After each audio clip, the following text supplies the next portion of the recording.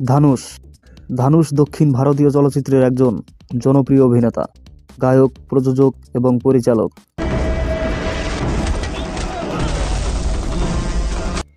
তার আসল নাম ভেঙ্কটেশ প্রভু কস্তুরীরাজা। তিনি মূলত তামিল চলচ্চিত্রে কাজ করেন, তবে বলিউড এবং আন্তর্জাতিক চলচ্চিত্রেও তার অবদান রয়েছে। তার সুনিপুণ অভিনয় দক্ষতা, অনন্য শৈলী এবং চমৎকার গান গাওয়ার ক্ষমতার জন্য তিনি বেশ প্রশংসিত। ধানুষের জন্ম ও প্রাথমিক জীবন।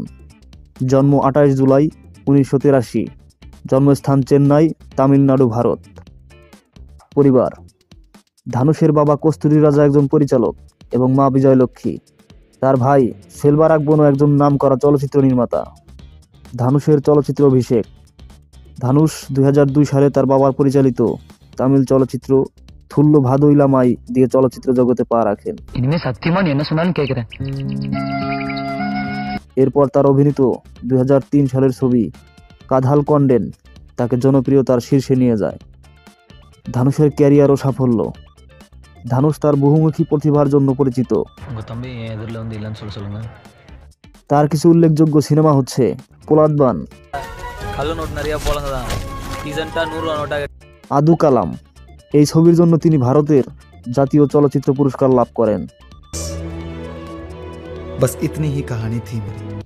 রাঞ্জনা, এটি ছিল তার বলিউড অভিষেক, যেখানে তার অভিনয় প্রশংসিত হয়।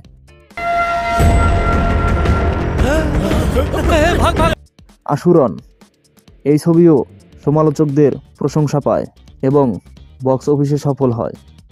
ধানুষের সঙ্গীত প্রতিভা: ধানুষ একজন প্রতিভাবান গায়ক।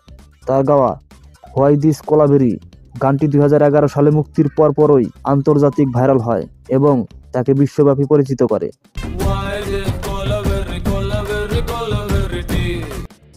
ধানুষের ব্যক্তিগত জীবন: ধানুষ 2004 সালে দক্ষিণ ভারতের কিংবদন্তি অভিনেতা রজনীকান্তের মেয়ে ঐশ্বর্য রজনীকান্তকে বিয়ে করেন। তাদের 2 সন্তান রয়েছে, কিন্তু 2022 সালে ধানুষ এবং ঐশ্বর্যের বিচ্ছেদের ঘোষণা দেওয়া হয়। পুরস্কার ও স্বীকৃতি: ধানুষ ভারতের জাতীয় চলচ্চিত্র পুরস্কার সহ অসংখ্য পুরস্কার অর্জন করেছেন।